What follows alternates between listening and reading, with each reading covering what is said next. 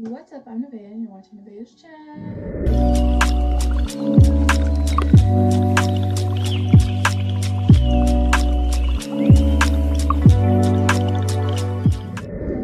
And on today's episode, we're going to be talking about patience and patience within yourself, to be more exact. The video has been delayed a couple days because of the technical difficulties that I was having. That if you were on my Instagram, you know what I'm talking about, and if you weren't, my video did not save. I recorded it and I was waiting to watch it back, and it just wasn't in my gallery, so here I am refilming it, part 2. Unfortunately, I am not going to be able to remake it the way that it was, and that's very frustrating for me because it was a perfect video. I've never been more proud of a video in my life, but it is what it is, and we are going to move on. With that being said, we are going to jump in with why it's important. Like, what does it do? Patience. What does patience do for you? Now, patience is a way of living, if that makes sense. Instead of rushing through life to like be at your goal and staring your goal dead in the face and not looking at the steps in between them, patience is where you are taking those moments in between to learn or to experience or to enjoy or to do everything in between before you get there. Like, what is this teaching you in the moment instead of rushing straight forward? Because sometimes the things that you're looking for and the life lessons and even just the time spent that you're craving or things that you didn't know that you need are in the moment and they're in the details. But if you're rushing past the details, then it's not going to be done to the full extent or to the best of your abilities. Now, it's very important when you're deciding to expand a version of your life, whether that's self-love or a hobby or a job, whatever it is, to have patience within that area with yourself. This may sound strange, like how am I going to be patient with myself? But it's the same way you would with another person. If you saw another person, for example, an easy example is riding a bike. If they fell off the bike, you're not going to be like, all right, well, you're obviously dumb. Like, you obviously can't do this. Don't try again. But we are that way with ourselves. And it's probably training and upbringing, the way that we weren't really taught how to soothe ourselves or comfort ourselves. But I'm here to unteach you this, or have you unlearn it in a sense. So being patient with ourselves and reminding ourselves, like, keep going. That's part of life.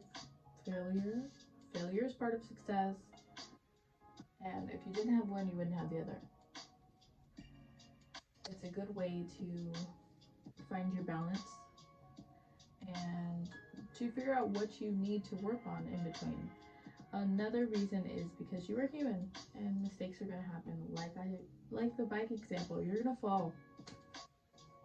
But you should be there before anyone else can to help yourself up. Because only you know how hard it is. How hard you've worked, or how hard life has been, or how intense you want it. You know what I mean? Only you fully grasp the reasoning and the meaning and the understanding behind it of why you're doing it or how it feels or anything else. Only you know fully your version of life. You can explain it to people, but they won't understand it the way you do through your own experiences. So being the first person to be like, you know what, I got this. Or you know what, I'm going to take a break and pick it up later. Even just gentle redirections, like, actually that wasn't the right way to do it, and now that I see the wrong way, I know how to do it better this time. Or even good job, good try. Good job, good try. It depends on what you're working on, because there are certain words for certain aspects of your life, so keep that in mind. You have to take this knowledge and apply it in different areas of your life, which is actually the definition of intelligence, if you did not know. But allowing that part of yourself to be comforted, in a sense, is having patience with yourself, and also not feeling like you need to immediately be amazing at everything. Perfectionism is the thief of growth, I want to say. I will unpack that right now because that was a bold statement to make. I mean, in the sense of seeing your own progress. You're not going to see how far you came if you're only focusing on the mistakes. And I know that's easier said than done, but it is a redirection that you can make in your conscious mind to then reprogram your subconscious. And I know I talk about reprogramming a lot. I do have a video on mindsets and how to change it, but it's not in full depth of reprogramming, so that might be the next video, or it will be upcoming video. But patience with yourself is like patience with a child. The correct patience with a child. You should have patience with a child. I know it's easy to lose your temper because you already understand all the things that they're still trying to comprehend. But knowing that you don't know what you don't know. And there's no reason to expect you to know what you don't know. Or especially if you're teaching it to yourself, or you're picking up a new habit or skill or hobby, whatever it is, it's going to take time. And time is yours, so spend it the way that you want to. You delegate your time. If you're not aware of it, it's probably delegated to different aspects of your subconscious mind. But if you're aware of it, you can assign different roles. And having patience, you can build up over time by giving yourself time to know what you want to do. And just spending time with yourself. And when I say spending time with yourself, I don't mean you have to isolate yourself. I mean finding out what you enjoy and what you'd like to work on. For example, patience. If you want to work on building your patience, you could do more patient activities. You can look up things that you've always wanted to learn and find your way through teaching yourself how to be more patient, or you can do patient hobbies. There's a lot of hobbies that take patience. I can name 3 right now just because sometimes people need to get the ball rolling. Gardening, crocheting, and puzzles. Also, word searches. There's so many hobbies you can do. Cooking. All of them. All of them do at some point take patience from yourself to yourself. But to remember that you have to apply this in other areas, if that makes sense. So say you are just beginning self-love and you're like frustrated with yourself that you're not fully engulfed in the love for yourself. Keeping at it, even when I feel like nothing is working, will benefit you. Because every time I felt that way and I didn't give up, I was literally around the corner to success. And like when I say around the corner, this is the door. This is success. I was right here. And I was like, you know what? This isn't doing anything. But I'm gonna keep going. And then there I was. Because we have this habit of giving up when we know we're close to something and we don't know it consciously, but subconsciously, we don't like change. That's a hard one. Maybe I'll do a video on change, how to accept change, how to go with change, how to use change for your better. I don't know the title of the video, but change is good. Changes everything. Everything changes. But allowing yourself to change takes time. And time takes patience. being patient with yourself is remembering that, like everyone else, you have needs. You have to sleep, you have to eat, you have to drink water. A lot of people really lack on that drinking water, I've realized lately.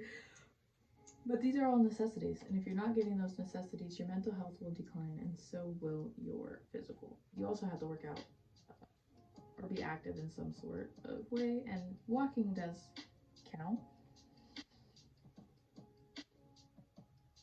But if you're not having that, you're not going to have patience because you're already lacking what you need in a day.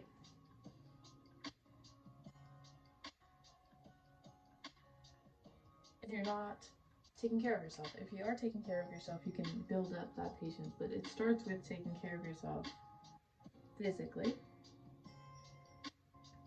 which would be health-wise, and then emotionally. And emotionally patient is a different type of struggle because you have to find out where your understanding is. And if you're not understanding yourself and you're like, I just do this, I'm just like this, then your patience isn't there.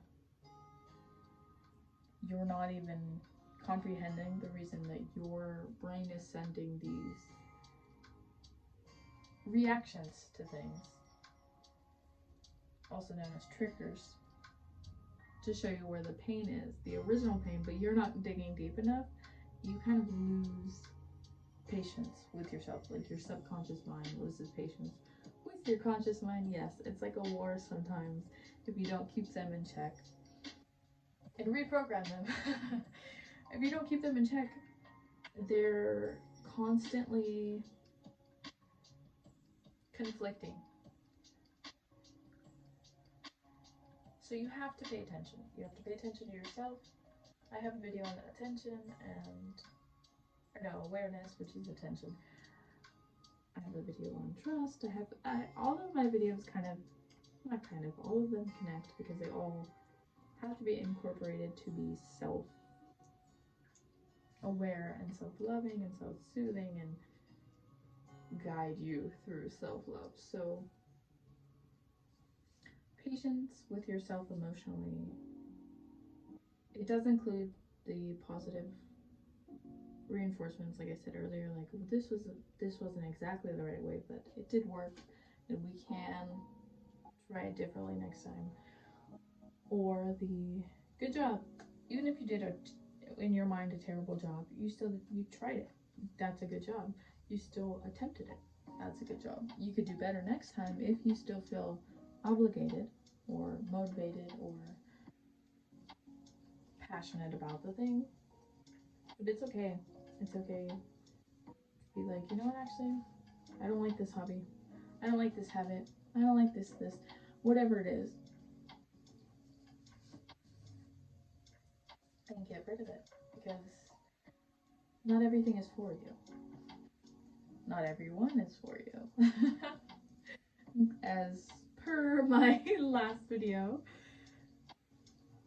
But yeah, having patience with yourself, it is a wide spectrum, so it's kind of hard to like generalize it. But I feel like I did a good job. So take the time to enjoy your patience.